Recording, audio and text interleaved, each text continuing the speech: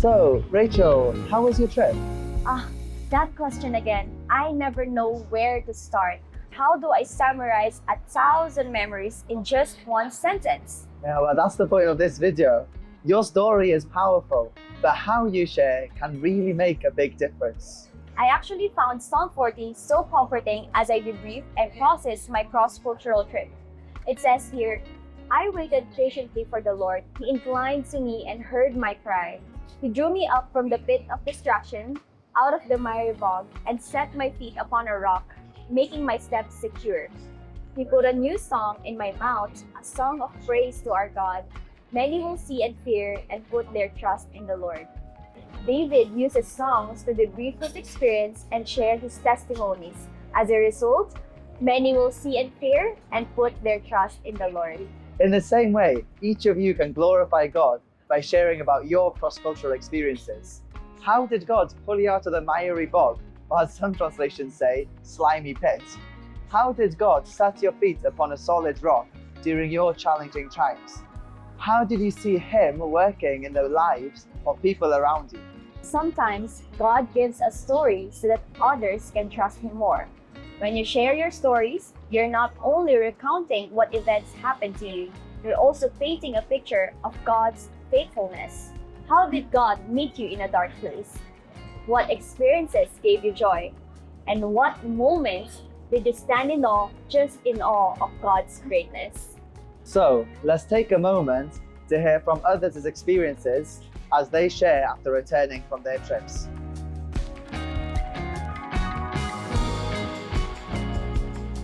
People can ask you, how are you doing? But they don't really take the time to listen, I think.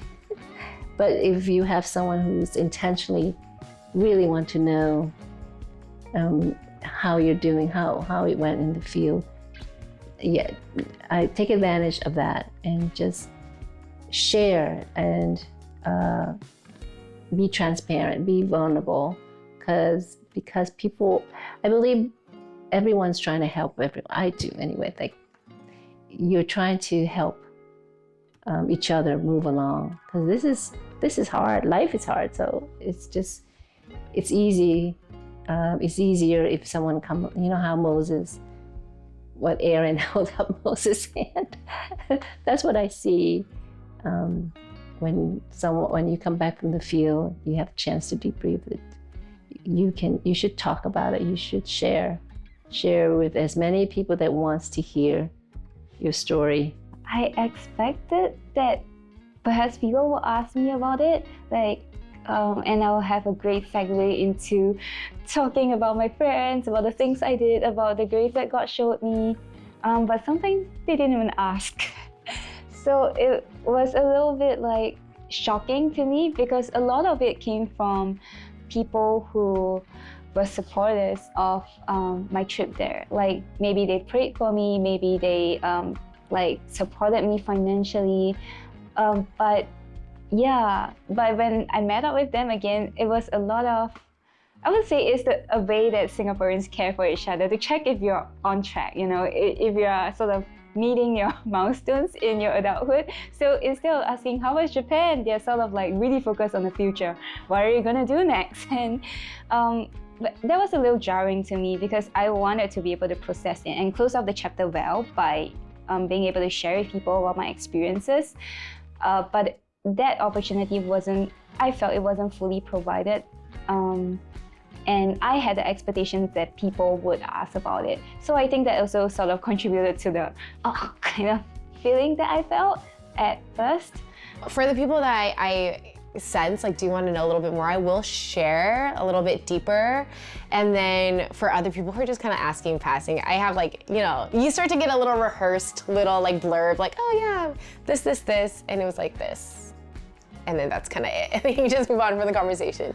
I guess my ideal vision was me sitting down with people, having coffee with them and sharing how God moved and some personal touches here and there. But it didn't happen. But I'm it probably happened for a reason, where God kind of instead of sharing it, God let me have that moment, that space to sit on everything and kind of dwell in Him and how He's moved within other people The Bible also says it is by the blood of the Lamb and the word of our testimony that throws down the evil one. Like, how can I bring his kingdom here or reclaim territories from the enemy, whether I'm in my home country or not, because of this unique aspect of my testimony? Well, for me, I was always really excited to share. I always felt really grateful to be part of a church body that was genuinely so interested and wanted to know all the stories, the good, the bad, and the ugly, all of it. I think where it was hard for me was sharing the harder parts, because not necessarily because we were reliving it again, but more of because it just, it kind of broke my heart realizing like, man, like this world is so broken, and people experience it in different ways.